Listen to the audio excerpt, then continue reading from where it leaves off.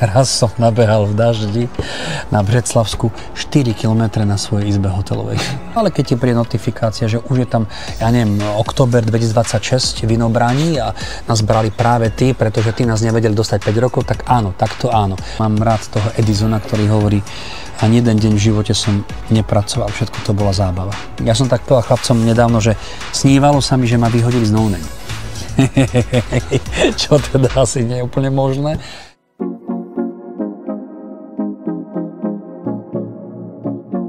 Vážení přátelé, dobrý den, já jsem Fanda Matějíček, mým hostem tady v Nadcastu na terase nad Prahou je nejenom zpěvák a hvězda, ale taky kamarád Igor Tymko, vítám tě, ahoj. Ďakujem pekne, ahojte, pekný deň.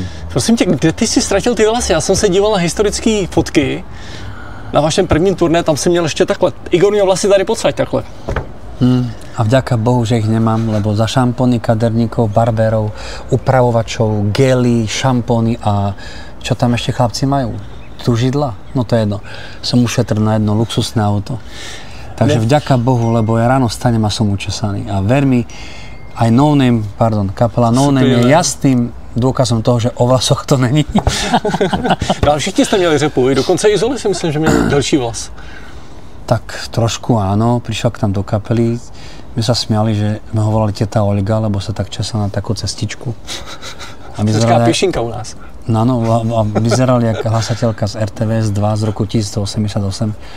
Som to povedal, že musíš spoznať nejakú ženu svojho života, aby ťa učesala.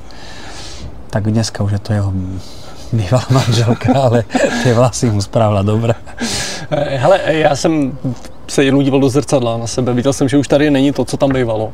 A začal jsem z toho mít takový, jsem byl trochu nesvůj, jo? Jako malou depresi. Potkalo tě to taky, že si najednou zjistil, že mezi těmi dlouhými vlasy je něco, nebo to zkrátil nějak přirozeně, že si zastřihoval, až tam nebylo? Nemyslím si, lebo ja som dosť skoro mal, v 17-16 rokoch som mal taký pocit, že mám rád zmenu proste. Hej, aj keď sa pôjdeš naštartovať v rámci biznisu, práce alebo nejakého iného pôsobenia, tak niekedy, keď sa človek oholí, alebo si kúpi nové tričko alebo čokoľvek, mám pocit, že sa vidím inak v iných farbách, v inom obraze. No, takže ja som si rád dal hlavu dohor, mal som pocit, rebel, alebo proste zmena, alebo iný pohľad. A moja mamka povedala, že ty máš peknú lebku, tebe to pristane. A teraz svojho syna nahováram, že daj to dole. Vieš, ahoj synu, ako sa máš? Tak zatiaľ to ešte odvahu nenabral, ale možno, že na 18 nabere. Takže ja ako fakt ti musím povedať, že ja tie vlasy moc neřeším, lebo to fakt nie je podstatné.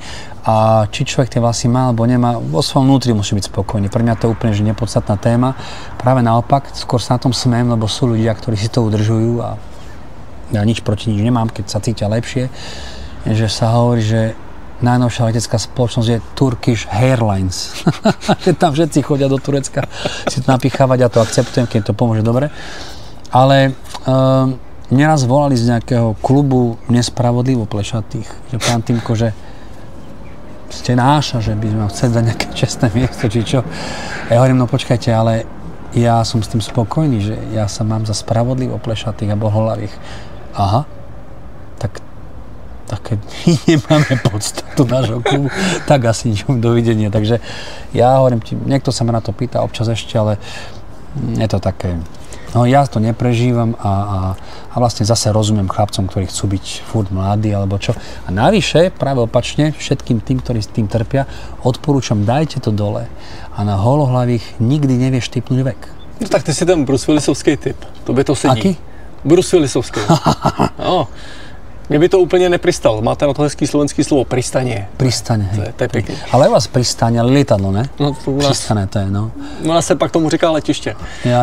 A ty jsi posiloval někdy, Igor? Já si o tobě vím, že jsi běhal, možná ještě občas běháš. A posilování jako Bruce Willis? Mal by som.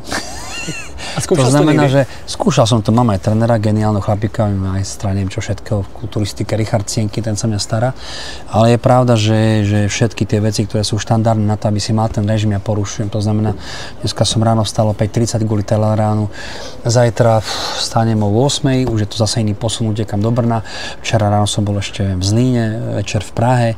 A každý ten program je iný. Je to možno, že moja chyba, že si nedám tie aktivity presne a keď si raz určím, že teda každý deň budem musieť musieť pučiť železo, alebo aspoň sa prejsť. Možno dneska popoludne v tomto počasí v Prahe niečo zvládnem, ale je to dané tým programom. A zatiaľ sa na to vyhováram, ale mnohokrát ma to prepadne, tak som schopný, raz som nabehal v daždi na Břeclavsku 4 km na svojej izbe hotelovej. Počkej, jak to? Most to měřil na kroky, nebo no, som mal aplikáciu a hovorím si, že proste, ako jej povedal, že ten frontman tej kapely je taký blázov, že je schopný urobiť v apartmánu. Tak mal tam nejaký krásna predsieň, veľká posteľ, obývačka až po nejakú kuchynku. Tak som to vymeral, alebo takých 20 metrov dookola, tak som robil kolečka, mám to ide uložené. A no tá aplikácia, keď máš nejakú, že trekking alebo čo, tak mi nameral 4 km. Vonku bola búrka, nemohol som ísť behať, tak som poslal do skupiny, chlapci, dal som 4 km, že kde? Že na izbe. Tak to sú také žarty, ale jasné, že milujem šport, milujem bicykel, strašne milujem bicykel, jo. Jednak kvôli tomu, že človek je vonku, nie je pri tej chladničke a milujem ten bicykel, pretože neuveriteľne ja som hrdý lokál, patriot Košičan, ale až vďaka tomu bicyklu ja tie Košice spoznám. To je tak krásne mesto. Takže aj spoznávať, aj športovať. Mám rád futbal s bratmi, to je úžasné. Hrajú a moji bratia traja hrajú intenzívne hokej, ja sa bojím, lebo nemám takú techniku ako oni korčuliarsku a som najslabšia väzba v rámci muskulatúry, takže ja mám veľký rešpekt. Videl som pár zlomených nôh, tam vyklbených nôh a keď mi dá niekto hit na mantinel, tak podľa mňa mesiac by som sa dala dokopy, takže toho sa bojím. A mám rád tenis napríklad, ale opäť dohodneš si tréning a potom ti je promoaktivita, alebo škola, alebo nejaké nečakané veci. Takže budem to musieť nejak vyriešiť, ale nemám to zatiaľ v priorite. Hele, a komu ty fandíš jako fotbalový fanoušek? Máš oblíbený klub? Tak sme Košičania, FC Košice konečne sú v extralíge, navyše moja manželka ako ich športová zubárka s nimi spolupracuje, takže tiež málo sme v tú sobotu doma, kedy sa hraje v sobotu futbal, ale raz za čas tam idem, tak si sadnem do toho Skyboxa, sa teším, že Košice majú krásny štadión. Určite fandím futbalovému klubu Podbrezova, tak aj kvôli tomu, že aj s nimi manželka spolupracuje, ale aj kvôli tomu, že je tam pán, ktorý sa volá pán Soták a je to normálne, by som povedal, taký, niekedy by sa tomu povedal, že gubernátor, proste človek, ktorý tam postavil fabriku, drží tam tú celú krásnu veľkú to mesto, to Podbrezova, pokope, fandí futbalu, má synov, ktorí teda nasledujú jeho kroky a je to železiarne Podbrezova a tam presne vidno, že keď je to rodinné zázemie, čo kopíruje trošku novném a opačne, tak ten ťah na bránku je nekompromisný. Tam nemáš, že odbory a takéto veci, tam je to taťka, pán Soták a musím ti povedať, že tam pán Soták dokáže dať dokopy aj našu vládu. Aj predtým, aj budúcu. Má veľké slovo a funguje aj moderne. Fotovoltaiky na továrni veci, inklúzia, rómski zamestnávateľia, zamestnanci, takéto veci. Čiže to je jeden moderný človek. Je skúsený, je nekompromisný. Ja mám rád takéto autority. Hele, víš, že v těch Košicích, když se vrátím k tomu fotbalu, hrál taky Pavel Nedvěd? Neviem, v Košice hrál Pavel Nedvěd? No takhle, tam přestoupil jenom. A odsud rovnou přestoupil tehdy do té Itálie. Takže Košice z toho ještě mal nějaký procent. No, proto se to dělalo v době, kdy ještě Rezešovi vlastnili zároveň Spartu. Jasně. No tak ty Košičania vždycky vedia, čo robia. Tradici i v hokeji, o kterém se taky mluvil, ale taky si mluvil o zubech, o manželce, která je, to už není jenom jako, to není zubařka, to je vlastně odbornice, velká odbornice, mezinárodní kapacita. Můžeš to potvrdit? Určite áno, je to garantka zubného lekárstva vôbec na Slovensku. Čiže vlastne každý zubár tak opticky po ňu spadá, je to 4700 zubárov, odborníkov rôznych ako keby špecifikácií. No okrem toho je prednostka najväčšej zubnej kliniky, ktorá je na Slovensku v Košiciach, má 85 zamestnancov pod sebou. Má vlastnú kliniku s pár zubármi, dentálnymi hygieničkami a tak ďalej. Je aktuálne prodekanka Univerzity Pavla Jozefa Šafárika v Košiciach pre výučbové základne, učí, prednáša, no a už dneska je členka Európskej asociácie športových zubárov. Takže je habilitovaná docentka, po 30 rokoch prvá docentka v zubnom lekárstve v rámci dám, dievčat, žien. No a ťahá na profesúru pomaly, takže ja tak dobieham s tými titulmi. On hovorí, čo ty máš? On že PhD, hovorí, zavolaj mi, keď budeš docent. Ale u toho se taky zastavme. Igor je opravdu doktor. Vysvětli, čeho si doktor, aby to nebylo, že si medicíny. To není. Je to ako keď tretí najvyšší možný akademický ako keby stupeň toho vzdelania vysokoškolského. Je tam bakalár, magister a doktor umenia v našom prípade, takže Arts, čiže PhD umelecké. Naučím na vysokej škole, to je jedna z podmienok, na pomaličky smerujem tam.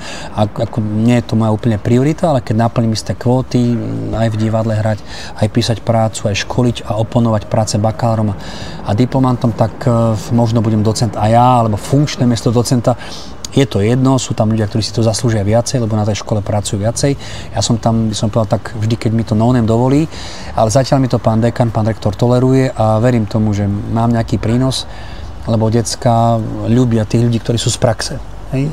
A je pravda, že vždycky cestou z Prahy alebo z Bratislavy do Košic, poviem, mám tam takú šikovnú holku, Vanessa sa volá, študentka veľmi šikovná, ktorá je teda šerif toho ročníka, poviem, Vanessa, zajtra môžem, kto môže, vyzbierajú sa 5 a ide sa. Potom 2 týždne nič, potom niekedy 2 dní pokope, potom mesiac nič.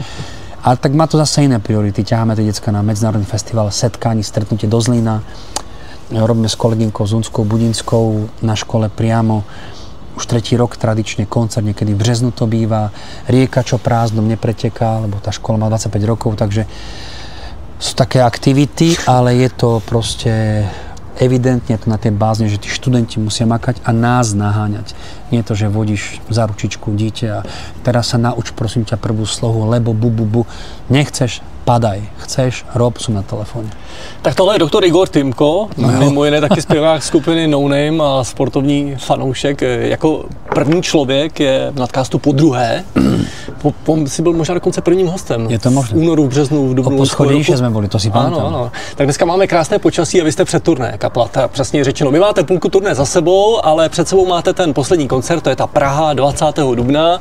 A když jsem řekl půlku turné, tak jsem tím chtěl říct, že ta Praha je jako největší, to je největší sál a tam asi člověk musí soustředit nejvíc energie. Ty jsi byl teď na oblídce. Co se zjišťuje při takové oblídce haly? Chceme to zaznamenať na DVD, prípade na výstupy. Dneska DVDčko, bohu, koľko sa toho predá, to už sú tam desiatky, stovky kusov iba. Nie to ako niekedy, že 10 000. Ale je tam veľká príprava, je tam veľká krásna obrazovka, sú tam veľké animácie, tam veľa ľudí, bude to pravdepodobne plné, čo je krásne. Už je to teraz plné, ale možno, že to bude vypredané, uvidíme. Ale tak tá Praha samozrejme je miestom, kde sa zlievajú ľudí zo Slovenska, z Moravy, z Čiech, z priľahlých oblastí. A samozrejme, že tá Praha je výstavná skriňa toho, čo sa tu deje, aj biznisu, určite aj intelektu, aj tej kultúry. Máš tu, neviem, 25 divadiel za večer, scén, koncertov, sál, Karlín, Veľká O2, Malá O2, Pane Bože, Kongresák, Paku. Takže samozrejme, že v tej Prahe sa to ráta, tu prídu novinári, médiá a preto je ten posledný koncert tu. No a tak jasné, že sa tešíme na to. Máme hostí, máme kapelu Botox z Prahy, veľmi šikovní, sú talentovaní tiež interpreti, aj herci, interpreti, aj speváci, aj autori. Potom druhá kapela je z Košic, ktorú trošku dáme takú forsáž, by som povedal, pre český trh, kapela Noc za deň. Sú naši kolegovia zo Slovenska, ktorí na Slovensku dosť veľa znamenajú a tu prvýkrát sme ich teraz trošku poposúvali pre to české publikum a tú odbornú verejnosť. A potom vystupí kapela No Name, ešte s jedným takým speváckým prekvapením, ktorého meno nehovoríme, lebo je to nekomunikované, ale stojí to za to. Je v kapli nějaká nervozita, když se jede na turné? Přece jenom je to, ve vašem případě to bylo 6 koncertů, protože v Brně jste přidávali ještě jeden. Je to celkem 6 koncertů a je to rozloženo tak do měsíce, viď asi. Spočítal jsem to dobře od 21. března. A mezi tím jsou nějaké pauzy, mezi tím asi jako přejíždíte různě po republice, mezi tím hrajete taky občas něco menšího, privátního. A ta kapela se přesto musí udržet v nějakém soustředění. To není jednoduchá věc. Je to jednoduchá vec, keď si No Name a keď hráš 115 do roka. Čiže už vlastne od toho turné sa potom neskúša, už nemáme zvukovky a strašne sa tešíme na to pódium a dosť veľa sa očakáva už ako od člena toho Dream Teamu, podľa mňa, že každý máka na sebe. Čiže mňa už nikto nekontroluje, cvičí si tie nové pesničky, ja si ich cvičím, lebo ja nechcem byť za trapného trapka. Ako naša kamoška, jedna produkčná Saša Eibnerová, vy už nemáte právo na omily. Že to ste na také úrovni. To je skvělý, když to někdo řekne, ale je to zodpovědnost jako hrou. Jo, ale je to pravda, takže keď sa ma niekto pýta, či mám trému, nemám trému, skôr mám rešpekt voči tomu, čo sa môže udieť, ale sme obklopení kvalitnou technikou, kvalitnými ľuďmi, od, ja neviem, produkčného tímu, cez organizátorov, až po samotnú kapelu, veci, takže je to zohraté. Boli sme nervózni doma v Košiciach trošku, lebo vždycky tá prvotina môže niečo nevísť. Ja si pamätám koncert veľkej kapely, ktorá v Košiciach štartovala celé turné, bolo to postavené na ledkových obrazovkách, nový album. Zásadná vec, lebo celé to malo byť tak výtvarno poňaté. A tá ledka im nešla hodinu a pol a oni hrali ten program. Si vieš predstaviť, že hráš 50 minút nových vecí, nikto nič nepozná a ešte ani ledka, ktorá to mala potiaľ, nejde. Takže stať sa môže hocičo. No a deň pred koncertom v Košiciach, prvý deň, sme mali vyslovene 3 hodiny takého stresu, že nedokázame cez takzvaný time code skooperovať svetla s ledkami, sa to podarilo nakoniec. Takže to už nás opadlo a už sa do tej Prahy tešíme. Takže fakt za tých 5-6 koncertov sa vychytajú tie vychytávky a verím, že to bude fungovať snáď. Tak ať vám ten zbytek turné vyjde na 100%, hala bude plná, to už teď víme, ale hlavně, Igore, abyste si pak odpočinuli. Já myslím, že hned navazuje taková série těch vystoupení po festivalech, ne? Takže tam na odpočinek není čas. Zvlášť, když děláš milion dalších aktivit, jako třeba, že taxikaříš ve Zlíně. Igor hraje taxikáře v divadle ve Zlíně. Kámo, to bude slečno. Áno, ale zase opäť, záleží, jak to máš postavené. Ja mám rád toho Edisona, ktorý hovorí, ani jeden deň v živote som nepracoval, všetko to bola zábava. Tak keď to máš takto v hlave, tak to oddychuješ. Mne hovoria ľudí, že mám toho veľa, ja tak podripovačne hovorím, ja mám toho veľa, alebo vy máte toho málo. A tí ľudia, aha. Takže ja neviem, že to nepreháňam, dobre, možno, ale zase človek musí nejak životosprávu uspôsobiť tomu, nechlastať, proste aj sa hýbať. Ale dá sa to podľa mňa, len moja mamka mi povie, neoddychuješ. A hovorím, ale čo je to oddychovať? Vypnúť hlavu a kúkať do blba. Ja aj keď oddychujem, tak na niečo myslím. Čiže si myslím, že pokiaľ to nie je fakt fyzická aktivita, ale to mozog, tak ten... Nakoľko mozog využívame iba? 7, 8%? 10? No. Max, hej, takže ten mozog ešte má tú kapacitu. Ale mňa to baví a hovorím, a byť s chlapcami v No Name. Ja som tak povedal chlapcom nedávno, že snívalo sa mi, že ma vyhodili z No Name. Čo teda asi nie je úplne možné. A som sa volal kamoške, ktorá robí psychologičku, že môžem povedať, čo to znamená, že snár.